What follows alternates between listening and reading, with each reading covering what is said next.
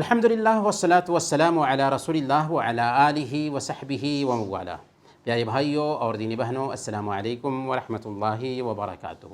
آئیں اپنا دین سیکھیں کورس میں آپ سب کا استقبال ہے، اور آج ہم ان چیزوں کو جانیں گے جو نماز کو باطل کر دیتی ہیں۔ وہ کون کون سی چیزیں ہیں جن سے نماز ٹوٹ جاتی ہے؟ تو بنیادی طور پر یہ 8 چیزیں ہیں جن سے نماز ٹوٹ جاتی ہے۔ پہلے نمبر پر جان بوجھ کر اور علم رکھتے ہوئے نماز میں بات کرنا۔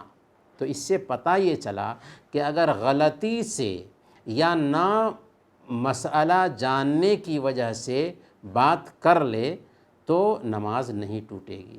جیسے معاویہ بن حکم السلمی رضی اللہ تعالیٰ عنہ نے چھینک کا جواب دے دیا تھا، اور پھر اس کے بعد جب صحابہ نے ان کو چپ کروانا چاہا تو انہوں نے یہ بھی کہا تھا کہ تمہاری مائیں تمہیں گم کرے، تم مجھے کیوں گھور گھور کر دیکھ رہے ہو؟ تو اللہ کے نبی صلی اللہ علیہ وسلم نے اتنا کہنے کے باوجود بھی ان کو سمجھایا تو، پر انہیں نماز دہرانے کا حکم نہیں دیا۔ اس سے پتہ یہ چلا کہ اگر علم نہ رکھتے ہوئے کسی نے بات کر لی، فون آیا اور پتہ نہیں تھا کہ نماز میں بات نہیں کی جاتی اور اس نے فون اٹھا لیا، یا یاد نہ ہونے کی وجہ سے اس نے فون اٹھا لیا، تو کوئی حرج کی بات نہیں، نماز کو مکمل کرے گا، نماز ہو جائے گی۔ لیکن جان بوجھ کر اور یاد ہوتے ہوئے اگر کسی نے بات کیا تو اس کی نماز ٹوٹ جائے گی۔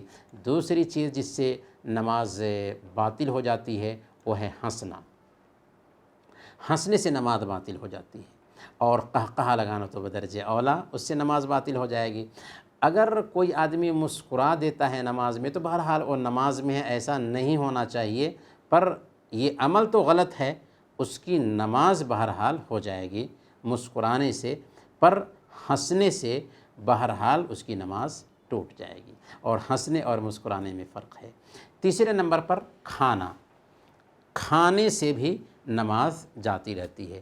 کوئی آدمی کیا نماز میں کھائے گا؟ نہیں، لیکن کبھی کبھار کیا ہوتا ہے کہ نماز کے بیچ منہ میں کچھ دانے رہ گئے تھے کھانے کے، اگر اس دانے کو بھی کسی آدمی نے جان بوجھ کر کے حلق کے نیچے اتار لیا تو اس کی نماز ٹوٹ جائے گی۔ ہاں، اگر لعاب کے ساتھ نہ چاہتے ہوئے وہ دانہ حلق کے نیچے اتر گیا تو کوئی حرج کی بات نہیں، نماز ہو جائے گی۔ اسی طریقے سے چوتھے نمبر پر پینا۔ پینے سے بھی نماز فاسد ہو جاتی ہے، نماز باطل ہو جاتی ہے۔ پانچویں نمبر پر سطر کا کھلنا۔ اگر کسی کا سطر کھل جاتا ہے تو فوراً اس کو سطر ڈھانکنے کی کوشش کرنی چاہیے، لیکن اگر کھلنے کے باوجود بھی نہیں ڈھانکتا ہے تو بہرحال اس کی نماز ٹوٹ جائے گی۔ چھٹے نمبر پر قبلہ کی سمت سے بہت زیادہ مڑ جانا۔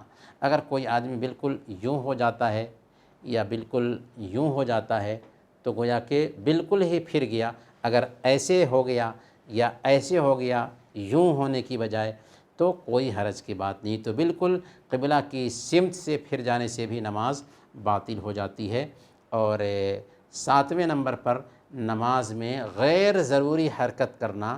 اس طور پر اس کی پہچان یوں ہو سکتی ہے کہ دیکھنے والا سمجھے کہ یہ آدمی نماز میں نہیں ہے، تو اس کی وجہ سے بھی نماز فاسد ہو جاتی ہے، نماز باطل ہو جاتی ہے۔